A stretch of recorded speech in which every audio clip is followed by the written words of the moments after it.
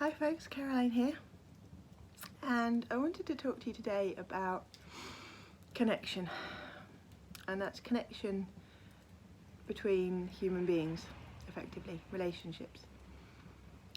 And this has come about because I went to a conference, an event, a one-day event on Saturday, 2 days ago, about that topic exactly, about connection. It's called Connect You.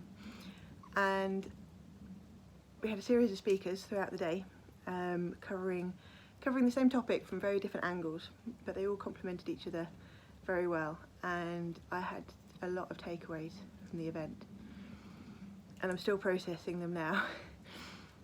But the key one that I want to talk about is, well, let me go back a little bit. So there was a couple there who have trained under Tony Robbins. They're called Tony and Nikki V, a beautiful couple who have a really, really powerful, strong relationship, and they've become relationship counsellors or relationship coaches. So they're experts in intimate relationships, and they help couples who are struggling or on the verge of divorce, for example, to figure out what's going on and what's the problem in the relationship and help them get back on track. And they talked about how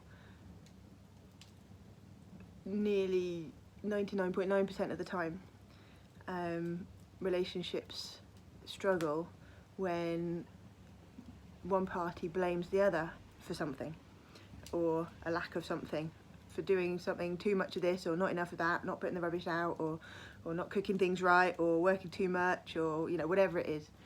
And the point is that they're blaming something outside themselves rather than looking at themselves, and more often than not, 99.9% of the time, the problem actually comes from yourself and comes from your beliefs, maybe, or your self-worth, or something to do with yourself, the way you're approaching a relationship, and that blaming the other party is not going to fix anything, because changing somebody else is not the problem. So anyway, so then the event kind of then took on the turn of, okay, well, let's look at yourself, let's look at you and see what you need to do, or what role you play, and how that kind of works. And then we had another speaker who did a meditation with us, and this is where it really got me, and I was in tears. It brought up a lot of stuff for me, and brought up some realizations that I really needed to hear. I really don't like, it's not easy to hear, but that really cut me, and in a way have kind of woken me up. And what happened was, we did a meditation to connect to our heart. So connect to the center part of ourselves, that part of our consciousness that's about love and light, and so we drew our attention to our heart, and the meditation was to get us to open up our hearts. And we did this through picturing a newborn baby and connecting with that newborn baby and with our heart. And I just couldn't stop crying. Tears were just like, I wouldn't say stream. I wasn't sobbing because I was in a public place. I wasn't going to do that. But the tears, I let the tears flow, because I couldn't open my heart. I could see my heart there, and I felt like I could almost picture it with like chains wrapped around it and a padlock on it, and it was like, nope, nobody's going in there, restricted access only. And that hurt, and that frustrated me, disappointed me, and I felt like a failure, I suppose. And I don't think that's quite the right word, but I felt like less of a person, or less of a,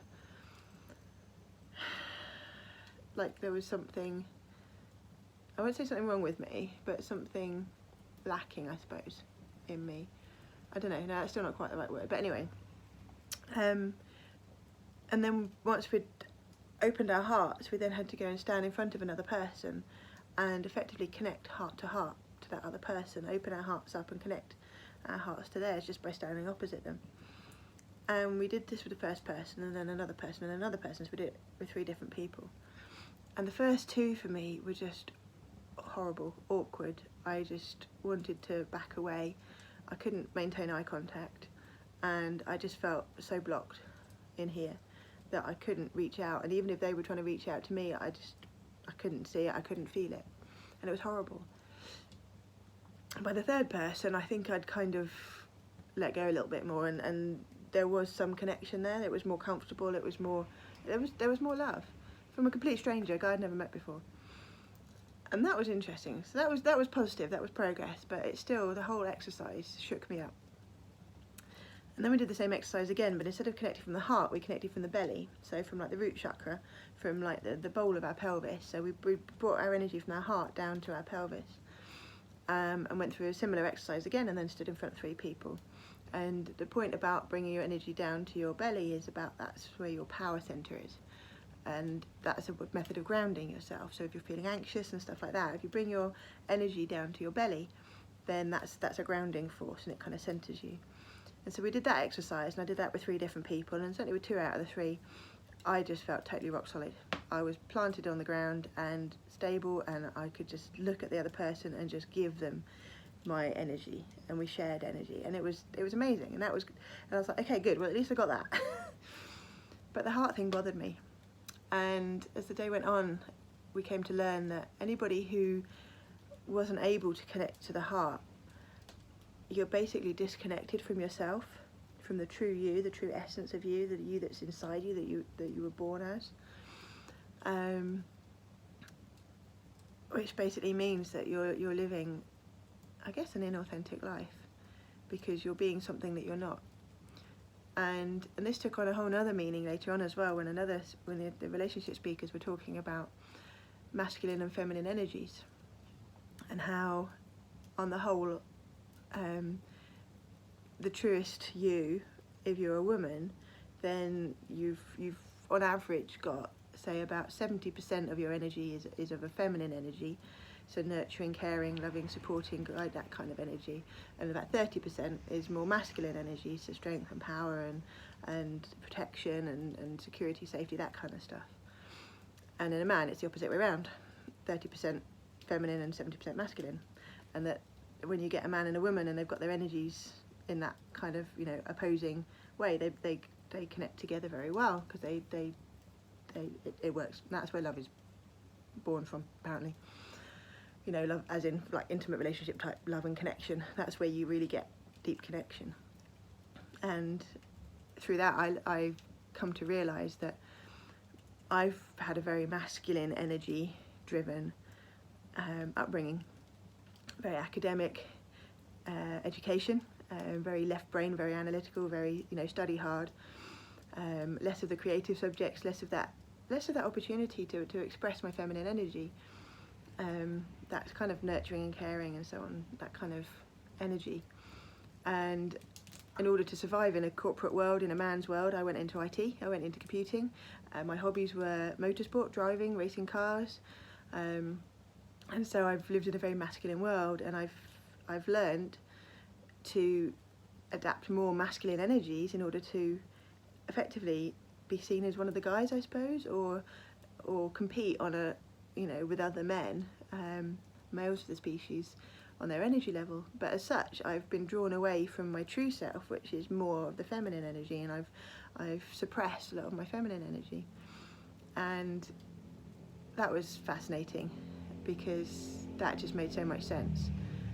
And the root of all of this, apparently, of being disconnected from ourselves and being in too much in the wrong energy, on the wrong side of the energy scale, I suppose you could call it, the masculine feminine scale, is fear, is that you're living in fear. So you're fearful of something, probably many things, but there's a fear state, and you're guided by fear of something, which might then cause worry, anxiety, frustration, anger, and extremes, depression, and so on and so forth, the deeper you go into that fear state. And so that it, for example, fear of not being able to compete professionally in a male-dominated industry, or fear of not being able to look after myself. I've been single my whole life, and I had to look after myself, so I've had to do all the my friends call them pink jobs and blue jobs, the pink jobs like cooking and cleaning, and blue jobs like, you know, mending and fixing and plumbing and mechanics and that kind of stuff. And I've had to do all of that because it's been just me. And so there's a fear, I suppose, that if I'm too feminine, you know, I've never been the helpless female, and because of my masculine energy driven development, I suppose, you know, I perceive that as weak, and yet in actual fact, that's, you know, I do feel scared sometimes. I'm unable or find it difficult to do certain things, and the sort of masculine energy things, but I pretend that I've got this, it's fine, I'll figure it out, I can do this, you know, I'm a strong independent woman, and that's taken me away from my true self, and it's taken me away from that ability to connect truly and deeply with an intimate partner, for example, because I'm not letting him look after me, I'm not letting him protect me, I'm not letting him fulfill his role, you know, where his energy is, you know, assuming he's got the right balance of the masculine feminine, you know, he would want to protect me and keep me safe, and I'm just like, nope, I can do it myself, I'm fine, you know. And for somebody who knows a lot about cars, you know, I'm the one out there changing wheels, fixing things, changing brake pads and discs and stuff, and that emasculates a lot of men, it intimidates men.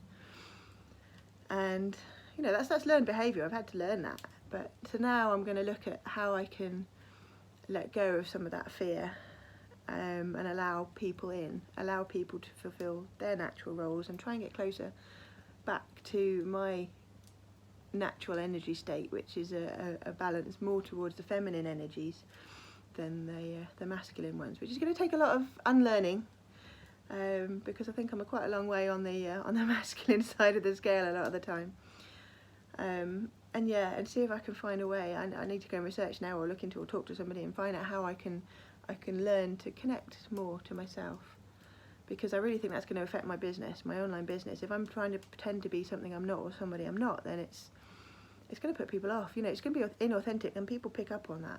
And I don't want to be inauthentic. That's the biggest driver for me now in my life, is to stop lying so much to myself as much as anybody else. And that's not lying, you know, as in deceiving, or, you know, not intentionally trying to deceive somebody. It's those little white lies that we tell ourselves to mask our true feelings and our true vulnerabilities.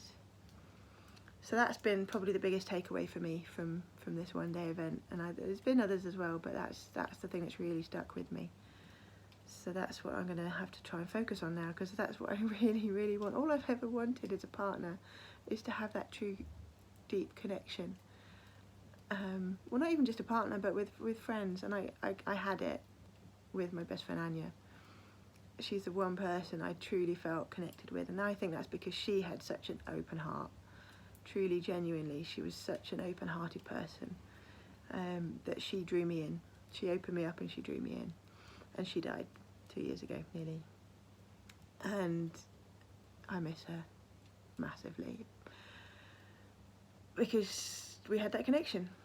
And I need to try and, or I need, desire to try and find that with somebody else.